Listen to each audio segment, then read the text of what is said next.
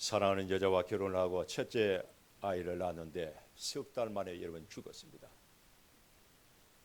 큰딸이 시집을 가서 남편과 함께 뱃놀이를 하다가 물에 빠져가지고 또 익사했습니다. 막내딸은 이 시련의 충격으로 인해 가지고 자살을 시도했다가 말도 못하고 평생 정신병원에 입원해 있다가 88세에 정신병원에서 죽었습니다. 여러분, 이게 소설이나 영화에 나오는 이야기 아니고 현실이라면 어떻게 되겠습니까? 현실이라면 인생이 엉망진창이 돼서 여러분 망가졌겠지요. 사람이 최악의 상황에 처하게 되면 여러분 어떻게 될까요? 막다른 골목에 처하게 되면 어떻게 될까요? 어떤 사람은 고함을 지르고 주먹이나 아니면 발로 차고 뭐 난리가 나겠지요. 그런데 이런 모든 슬픔과 고통을 다 참고 이겨내고 더욱더 성숙해지는 사람이 있습니다. 바로 빅토르 위고입니다. 빅토르 위고는 천재였지만 가정은 참으로 불행했고 그의 삶은 파란만장한 인생을 살았습니다. 아이를 낳자마자 죽고 큰딸이 시집 가가지고 익사하고 막내딸은 사랑에 이 시련을 당해가지고 자살 시도해가지고 뭐 말도 못하고 비참하게 그의 삶도 참으로 파란만장했습니다. 그러나 그는 수많은 고난과 아픔을 다 경험했고 이겨냈습니다. 1885년 폐렴으로 사망했을 때에 프랑스와 유럽의 신문들은 예술은 끝났다라고 보도를 했습니다. 예술은 끝났다. 그의 장례식을 보기 위하여 사람들이 200만 명 이상이 여러분 모였습니다. 프랑스에서 가장 위대한 시인이 누구냐라고 물었을 때에 앙드레 지드는 유감스럽지만은 빅토르 위고다라고 그렇게 말을 했습니다. 유감스럽다는 것은 문제가 많다는 뜻이, 문제가 많은 사람이지만 그래도 빅토르 위고가 프랑스에서 가장 위대한 시인이다 라고 그렇게 말했습니다. 프랑스 시인 중에 르옹 폴 파르가는 시인이 있는데 이 사람은 빅토르 위고를 보고 미래의 시인이다 라고 그렇게 말을 했습니다. 시간이 지날수록 빛이 난다. 사랑하는 성도들은 다이아몬드는 이 세상에서 가장 비싼 보석 중에 하나입니다. 너무너무 아름답습니다. 빛이 아름다워. 가격이 비쌉니다. 그런데 현미경을 가지고 자세히 살펴보면 상처 투성입니다. 다이아몬드는 실금이 많이 가 있습니다. 실금이 많고 상처가 많지만은 다이아몬드는 보석 중에 보석. 도자기도 마찬가지입니다. 사람의 눈으로 볼 때는 아름답고 맛이 있습니다. 그러나 현미경으로 보면 상처 투성입니다. 우리 사람도 마찬가지입니다. 여러분, 겉으로 보기에는 화려합니다. 멋이 있습니다. 행복해 보입니다. 그러나 현미경으로 들여다보면 그 사람도 온통 상처 투성입니다. 인기가 많은 가수나 영화 배우를 보면 그냥 좋아서 사람들이 다 부러워하죠. 그런데 그 사람들 간증을 한번 들어보세요. 이루 말할 수 없는 고난이 있었고 상처가 많습니다. 그 수많은 상처와 고난을 다 극복하고 이겨냈을 뿐입니다. 여러분, 불행을 딛고 일어선 것뿐입니다 라고 그렇게 그 사람들 말을 해요. 여러분, 다이아몬드에 상처가 많듯이 우리 사람도 고난을 이기고 극복을 해야 찬란하게 빛이 난다는 것을 알아야 됩니다.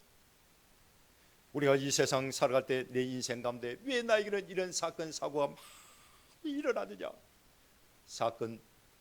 사고가 많이 일어났다는 사실에 여러분 걱정을 하고 집착을 많이 하는데 이게 중요한 것이 아닙니다. 왜 중요하지 않느냐? 사건 사고는 당연히 일어나게 되어 있습니다. 사람이 살다 보면 매일 일어납니다. 매일 일어나기 때문에 사건 사고가 일어날 때에 그 사건 사고의 사이즈가 여러분 중요한 것이 아닙니다. 내가 어떻게 받아들이느냐, 이게 더 중요하죠. 사건 사고가 일어나면 거의 대부분 모든 사람들이 그 사이즈에 집착을 합니다. 사이즈가 크냐 적었냐 여기에 집착을 합니다. 그런데 더 중요한 것은 받아들이는 마음의 자세입니다. 내가 어떻게 이 고난 사건 사고를 받아들이냐. 알고 보면 사건의 이 사이즈보다 내 마음의 자세가 더 중요하구나, 이걸 나중에 깨닫게 됩니다. 사랑하는 성도 여러분, 지금 겪고 있는 불행이나 상처 때문에 포기하고 있는 사람이 있습니까? 포기하지 마십시오. 마음을 고쳐먹고 절망의 늪에서 빠져나오시기를 주님으로 축원합니다. 오늘 본문 말씀에 나오는 욥도 마찬가지입니다. 욥은 동방의 부자이지만 그 많은 재산 하루아침에 모든 걸 다 잃어버렸습니다. 하루아침에 사랑하는 자식도 다 잃어버렸습니다. 사람들이 부러워하는 모든 것들 다 잃어버렸습니다. 건강도 잃어버렸습니다. 가장 가까운 아내도 원망을 합니다. 친구들이 찾아와가지고 욥을 책망하고 있습니다. 세상에 이런 고난을 하루아침에 동시다발적으로 당한 사람은 이 세상에 여러분 아무도 없습니다. 그런데 욥은 이 모든 것을 다 잊게 되고 나중에 갑질의 복을 받았습니다. 이 말은 욥이 고난을 당했을 때에 그 고난의 사이즈를 보지 않았다라는 뜻입니다. 10절 말씀을 읽어보면 그가 나를 단련하신 후에는 내가 순금같이 되어 나오리라 라고 기록이 되는데, 순금이 나옵니다. 순금. 여러분, 순금이 되려면 풀무불에 들어갔다 나와야 됩니다. 불순물을 여러분 다 제거해야 됩니다. 다 빠져나가야 순금이 될 수가 있습니다. 우리 사람도 순금과 같이 되려면 고난이라는 이 풀무불에 들어갔다 나와야 됩니다. 여러분, 내 속에 있는 모든 불순물, 이런 모든 것들을 다 털어낼 때, 빠져나갈 때에 그때 순금과 같이 될 수가 있습니다. 그래서 오늘은 순금과 같이 되리라 라는 제목을 가지고 은혜를 나누고 가는데, 여러분, 순금과 같이 되려면 첫째, 예배와 찬송과 기도가 필요합니다. 욥은 고난을 당했을 때에 고난의 사이즈를 보지 아니하고 마음으로 다 받아들였습니다. 욥기 1장 21절 말씀을 읽어보면 주신 이도 하나님이시고 거두어 가시는 이도 하나님이십니다 라고 그렇게 말했습니다. 여러분, 이 말은 욥이 고난을 당했을 때에 고난의 사이즈를 보지 아니하고 하나님이 나에게 주신 고난이다 이렇게 생각을 하면서 욥은 마음으로 다 받아들였다는 거예요. 받아들였다. 만약에 욥이 고난의 사이즈를 보고 하나님을 원망을 했다면 욥은 예배를 드릴 수가 없습니다. 하나님을 원망을 했다면 욥은 하나님을 찬송할 수가 없습니다. 욥이 만약에 하나님을 원망을 했다면 욥은 기도를 할 수가 없습니다. 욥기 2장 9절 말씀을 읽어보면 욥의 아내가 찾아와서 욥에게 말합니다. 제발 하나님 원망하고 좀 죽어라. 그렇게 욕을 하면서 그렇게 원망을 했습니다. 여러분, 이 말은 욥의 아내는 고난의 사이즈를 보고 포기했다는 뜻이에요. 고난의 사이즈가 너무너무 커서 욥의 아내는 감당할 수가 없었습니다. 그래서 하나님을 원망하고 제발 죽으라고 남편을 원망을 했던 거예요. 사랑하는 성도들은 고난당했을 때에 고난의 사이즈를 보지 마십시오. 고난의 사이즈가 없습니다. 그냥 고난은 고난이에요. 사건은 사건입니다. 사고는 사고입니다. 고난에 무슨 키가 있고 고난에 무슨 몸무게가 있겠습니까? 그냥 고난은 고난이다 라고 여러분 생각을 하십시오. 그런데 많은 사람들이, 세상 사람들은 육신의 눈이 밝아서 고난의 사이즈부터 봅니다. 마음의 눈이 밝아야 되고 믿음의 눈이 밝아야 되는데 육신의 눈이 밝아서 어려움을 당하게 되면 그 큰 사이즈를 보고 그냥 절망하고 포기하고 낙심하고 좌절에 빠진다. 고린도전서 10장 13절 말씀을 읽어보면 사람이 감당할 시험 받기는 너희가 당한 것이 없나. 오직 하나님은 미쁘사 너희가 감당하지 못할 시험 당함을 허락하지 아니하시고 시험 당할 점에 하나님께서 또한 피할 길을 내사 너희로 능히 감당하게 하신다 라고 기록이 되어 있습니다. 여러분, 고난 당할 때에, 시험 당할 때에, 내 인생 가운데에 내가 헤쳐나가지 못할 사건 사고가 일어났을 때에 고린도전서 10장 13절 말씀을 읽고 기도하십시오. 우리가 시험 당할 때에 하나님 능히 감당할 수 있는 능력을 주십니다. 은혜도 주십니다. 하나님께서 피할 길도 열어주시는데 이 말씀은 육신의 눈으로 고난의 사이즈를 보지 말고 믿음의 눈으로 하나님을 바라보라 라는 뜻입니다. 여러분, 우리 가정에 큰 문제가 생겼을 때에, 내 인생이 정말 힘들고 피곤할 때에, 고달플 때에 끝까지 포기하지 말아야 될 것이 있는데 그게 뭐냐? 찬송과 예배와 기도입니다. 예배와 찬송과 기도.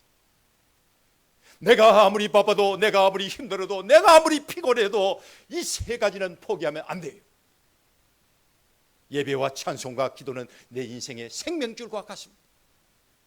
소망의 줄입니다. 욥은 하루아침에 모든 것을 다 잃어버렸지만 육신의 눈으로 고난의 사진을 보지 않고 믿음의 눈으로 하나님을 바라봤습니다. 믿음의 눈으로 하나님을 바라봤기 때문에 주신 이도 하나님이시요 거두어 가시는 이도 하나님이 되십니다. 이런 고백을 할 수가 여러분 있었던 거예요. 여러분, 내 삶 가운데 아무리 큰 고난의 파도가 밀려온다 할지라도 예배와 찬송과 기도, 이 세 가지는 포기하지 마십시오. 내 마음속에 이 세 가지만 있으면 승리할 수가 있고 회복할 수가 있고 욥과 같이 순금이 될 수가 있고 갑절에 복을 받을 수가 있습니다. 반대로 이 세 가지를 잃어버리는 순간 어떻게 됐냐? 승리도 회복도 소망도 축복도 신앙도 희망도 모든 것이 그냥 무너지고 맙니다. 예배와 찬송과 기도를 보면은 그 사람의 마음의 크기를 알 수가 있고 믿음의 분량을 알 수가 있습니다. 그 사람의 미래가 보입니다. 여러분 힘들지요? 바쁘지요? 피곤하지요? 여러분 인생 가운데 고난의 파도가 밀려올 때가 있지요? 그때 여러분 예배와 찬송과 기도를 포기하지 마십시오. 예배와 기도와 찬송을 보면은 그 사람의 믿음의 분량을 알 수가 있고 그 사람의 미래가 보입니다. 고난 중에서도 내 마음속에 예배가 있고 찬송이 있고 기도가 있는 사람은 순금이요. 그 사람은 다이아몬드입니다. 반드시 언제가 빛이 나게 되어 있습니다. 두 번째, 순금과 같이 되면 마음의 길을 따라가야 됩니다. 마음의 길을. 11절 말씀을 읽어보면 그러나 내가 가는 길을 그가 아신다 라고 기록이 되는데 길이라는 단어가 나와요. 길. 이솝 우화를 보면 개구리와 황소에 대한 이야기가 나오는데 개구리가 황소를 부러워합니다. 왜? 자기는 몸집이 작고 황소는 몸집이 크니까 그 마음속에 욕심이 있는데 그 욕심이 상대적으로 비교가 되니까 황소는 너무너무 크고 자기는 적으니까 나도 황소가 되어야 되겠다 이런 생각을 가지고 날마다 황소를 볼 때마다 황소를 부러워합니다. 너무너무 크니까 부러워합니다. 그래서 얼마나 부러웠는지 하루 종일 황소를 따라다니면서 황소에 대해서 연구를 하기 시작합니다. 황소가 아침 몇 시에 일어나서 어디에 가서 무엇을 하는가, 또 집에 돌아오면 무엇을 하는가, 어디 가는가, 잠은 몇 시에 자는가, 하루 종일 황소를 따라다니면서 졸졸 따라다니면서 황소에 대해 연구를 했는데 알고 보니까 아무것도 아니요. 새벽같이 일어나가지고 덜에 나가 일을 하는데 죽도록 일어납니다. 그 대학 끝에 나가지고 일을 하는데 황소가 뒤뚱거리고 하니까 주인이 그냥 채찍으로 등짝을 후려치는데 내가 이거 황소 따라가면 큰일 나겠구나 이런 생각을 하고 그날 이후로 포기를 했습니다. 그런데 그날 밤 황소가 밥을 먹는데 보니까 연물통이 얼마나 거지만 자기가 볼 때는 연못이요. 개구리가 볼 때는 배가 터지도록 황소가 먹는데 먹고 끌하고 또 먹고 계속 먹는 저거구나. 개구리가 생각할 때에 나도 황소처럼 배가 터지게 많이 먹어야 되겠다 해가지고 오늘 또 내일 또 계속 막 배가 팍팍 터지도록 밥을 먹습니다. 얼마나 빵빵하게 배가 배풀러 올라든지 하도 많이 먹어가지고 어느 날 그냥 갑자기 뻥 배가 터져버려 죽었습니다. 여러분 아무거나 따라하면 큰일 납니다. 뱁새가 황새에 따라가면 가랑이가 찢어진다는 말이 있잖아요. 개구리는 개구리의 인생이 있고 황소는 황소의 인생이 있습니다. 개구리가 다녀야 되는 길이 있고 황소가 가야 되는 길이 있습니다. 아무데나 따라가면 안 되지요. 욕심을 따라가면 안 됩니다. 물질 따라가면 안 됩니다. 권력 따라가면 안 됩니다. 사람도 사람의 길이 있는데 선한 목자 따라가야 될 줄 믿습니다.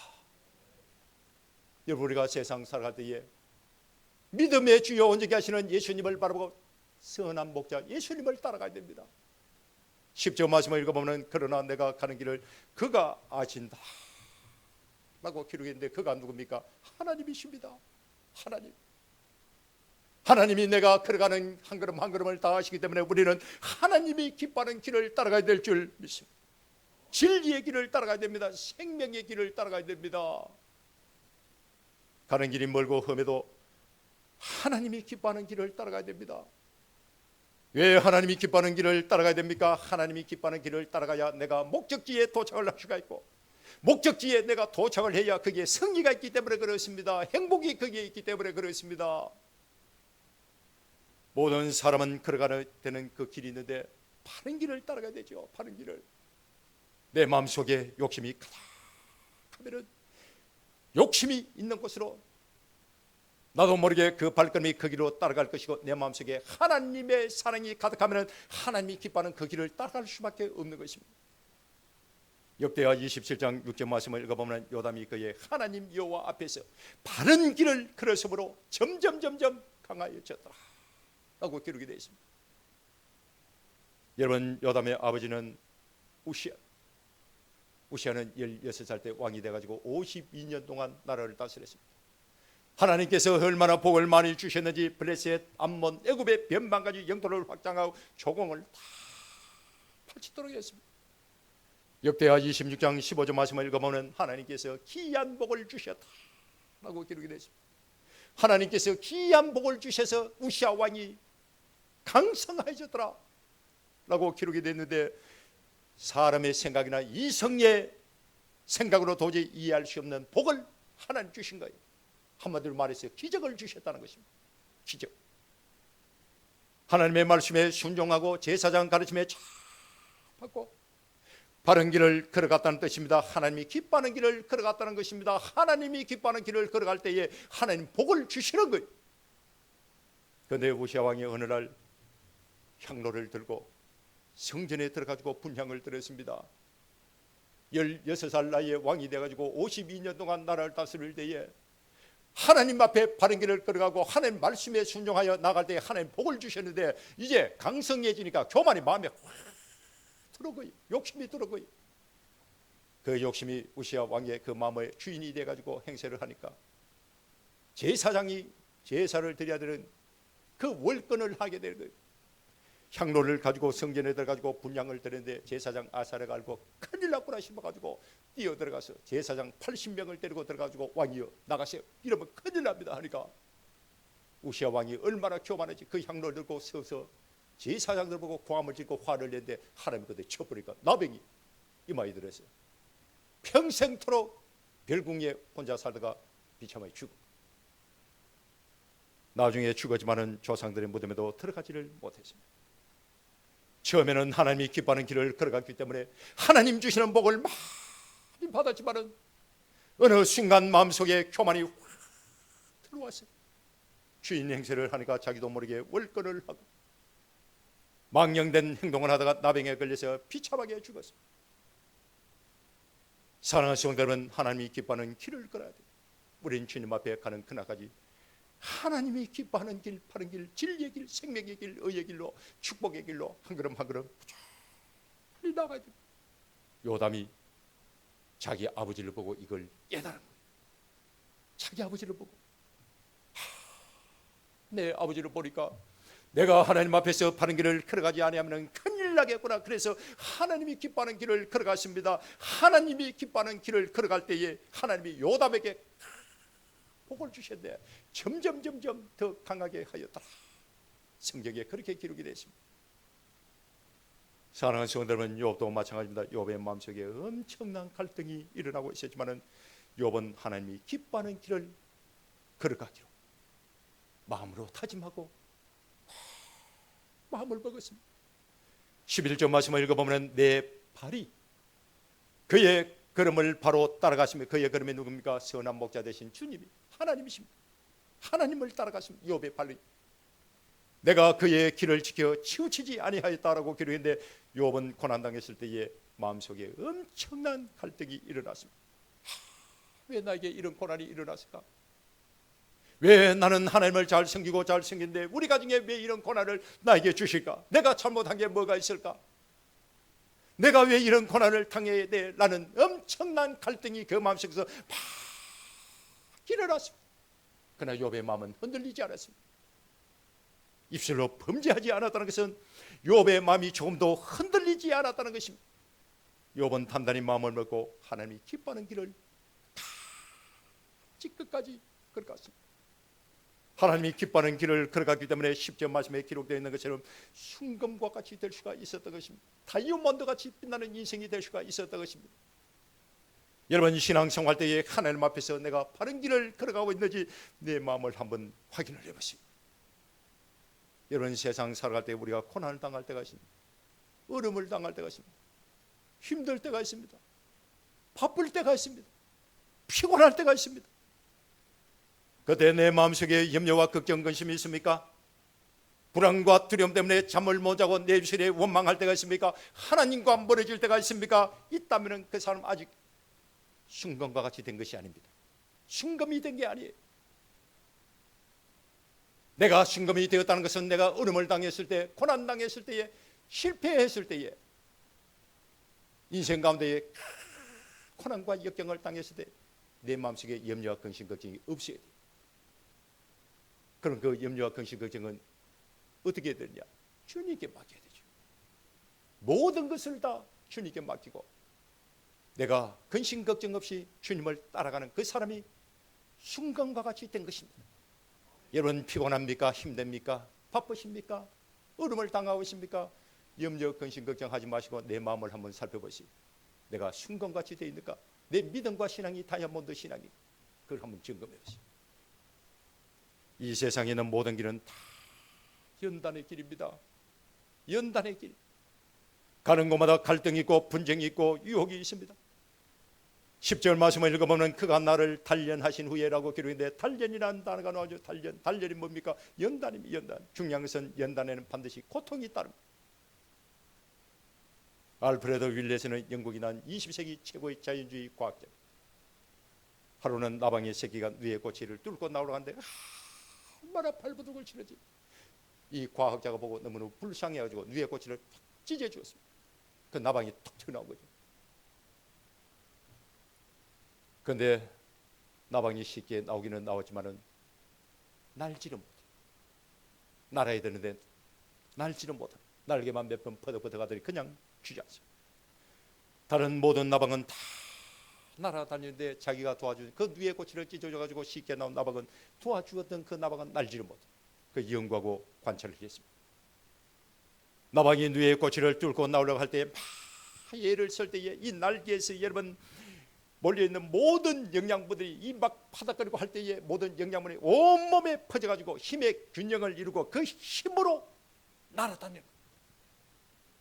반대로 쉽게 빠져는 나방은 어깨에만 힘이 있기 때문에 그냥 몇 번 파닥파닥 하더니 그냥 날지 못하고 주저앉는, 이걸 깨닫게 되십니다. 이걸 알게 되십니다. 그래서야 이 자연주의 과학자가 이 새끼 나방도 반드시 고통스러운 과정을 거쳐야 날 수 있구나, 이걸 깨달은 거예요. 사랑하는 성도 여러분, 하물며 우리 사람이겠습니까? 우리 사람도 다 같습니다. 연단이 필요합니다. 마음의 연단이 필요합니다. 마음이 단단해야 됩니다. 마음이 단단해야 죄악을 이기고 유혹에 넘어가지 않습니다.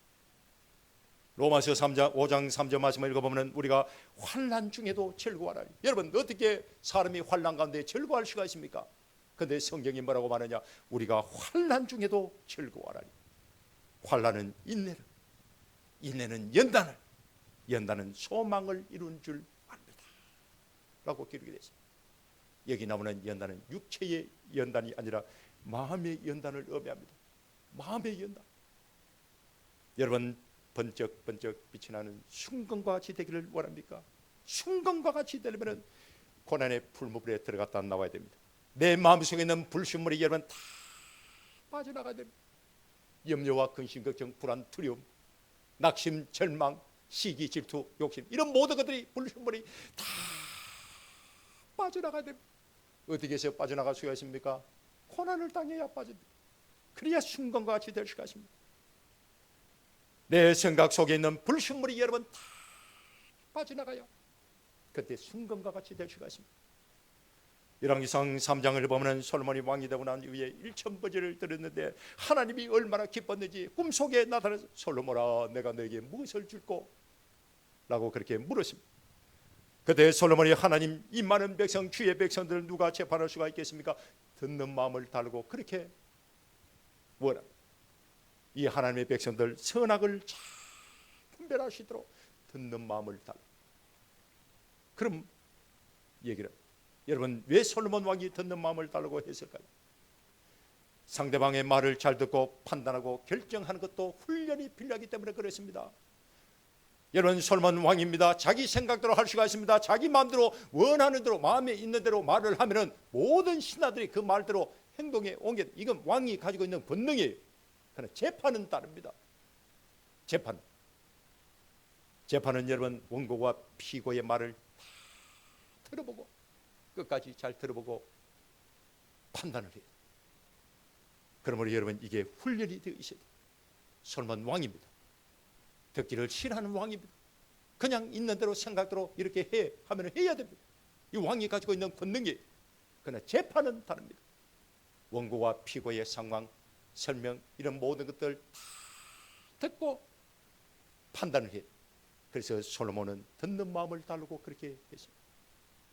여러분 하나님의 말씀을 들을 때에 생각으로 듣지 말고 마음으로 잘 듣고 하나님 말씀에 순종할 때 마음으로 먼저 여러분 순종하시기를 주님을 축원합니다. 이게 훈련이 되어야 고난당했을 때에 내가 하나님이 기뻐하는 길을 걸어갈 수가 있고 내 인생이 순금과 같이 될 수가 있고 내 인생이 다이아몬드처럼 빛이 나. 세 번째, 순금과 같이 되려면 부활신앙을 여러분 가져야 됩니다. 따릅니다. 부활신앙을 가지자. 고난당할 때 힘들지요? 괴롭습니다. 너무너무 힘들고 괴롭습니다. 욥은 하루아침에 모든 재산 다 잃어버리고 재산 다 잃어버렸습니다. 건강까지 다 잃어버렸습니다. 얼마나 괴로우시면 제 가운데 앉아가지고 기와장을 가지고 등짝을 끌면서 여러분 괴로워했겠습니까? 친구들이 찾아와가지고 욥의 얼굴을 알아볼 수 없을 정도입니다. 사람이 얼굴이 아니죠. 그때 욥이 이런 고백을 합니다. 욥기 19장 26절 말씀을 읽어보면 내 가죽이 벗김을 당한 뒤에도 내가 육체 밖에서 하나님을 보내라. 이 고백을 욥은 죽고 난 뒤에 신령한 몸을 입고 육체는 죽었지만 신령한 몸을 입고 하나님을 배울 것이다. 이런 확신과 믿음을 가지고 있었는데 여러분 이게 부활신앙이에요. 이건 정말 대단한 신앙이에요. 고린도전서 15장 44절 말씀을 읽어보면 사도 바울이 이런 말을 합니다. 육의 몸으로 신고 신령한 몸으로 다시 살아나나니 육의 몸이 있은즉 영의 몸도 있느니라. 사도 바울이 있기 전에 수천 년 전에 욥이 이런 믿음을 가지고 있었다는 것은 대단한 것이죠. 부활신앙을 가지고 있었습니다. 그 죽을 상황에 처해서 고난 가운데 죄 가운데 앉아가지고 기와장을 몸을 끌고 있는 상황에서 내 가죽이 벗김을 당한 뒤에도 내가 육체 밖에서 내가 살아서 하나님을 배울 것이다. 이런 확신과 믿음을 가지고 있었는데 이게 부활신앙이에요.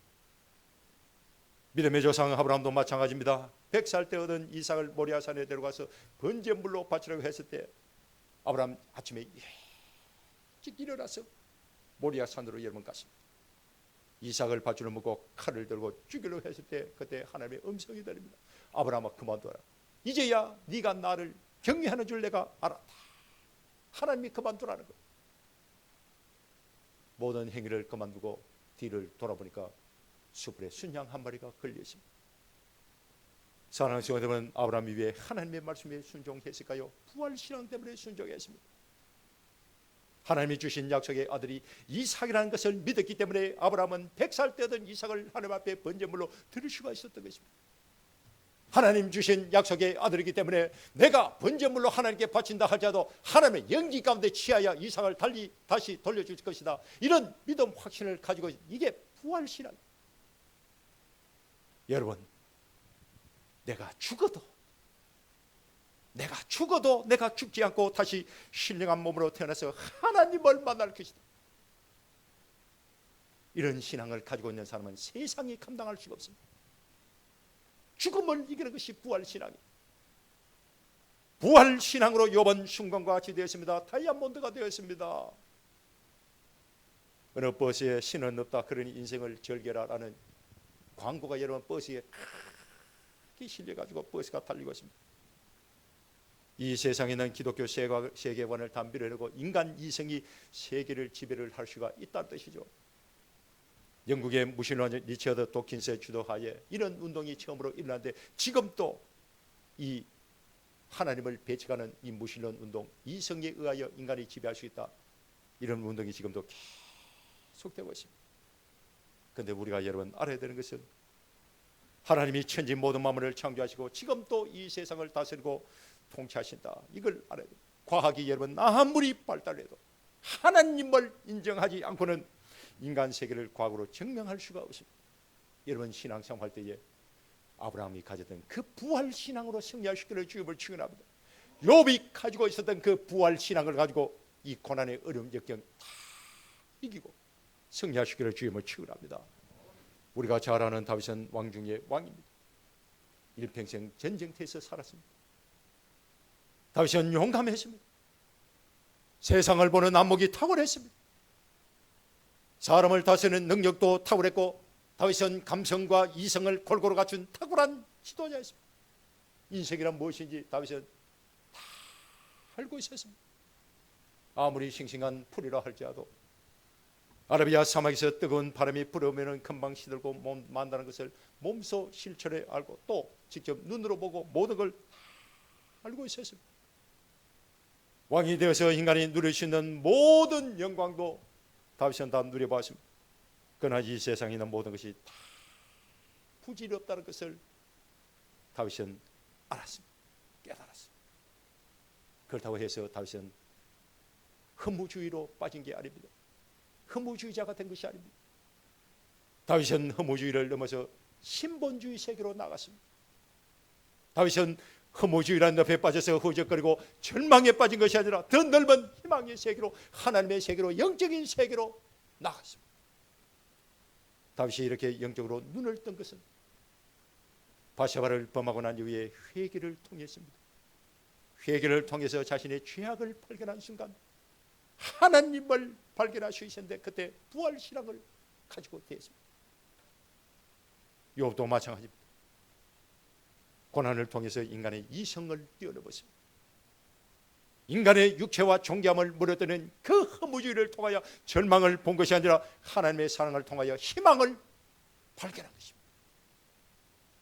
부활신앙이 욥의 인생을 순금과 같이 만들었고 다이아몬드 같이 빛이 나게 만들었습니다. 사랑하는 성도들은 우리도 마찬가지입니다. 고난이 내 인생을 무너뜨리고 저와 여러분들을 허무주의자를 만들기 위하여 발버둥을 치고 있지만, 우리는 허무주의자가 되면 안 됩니다. 고난을 통해서 하나님을 발견하고 더 넓은 세상으로 우리는 나가야 될 줄 믿습니다. 내 삶이 순금과 같이 가치 있는 삶이 되어야 됩니다. 다이아몬드처럼 빛이 나는 인생이 여러분 되어야 됩니다. 어떤 상황 속에서도 여러분 예배와 찬송과 기도를 포기하지 마십시오. 내 마음속에 하나님이 기뻐하는 길을 만드세요. 진리의 길, 의의 길, 믿음의 길, 축복의 길을 내 스스로 마음에 길을 내요. 그리고 부활신앙으로 육체의 한계를 극복을 해요.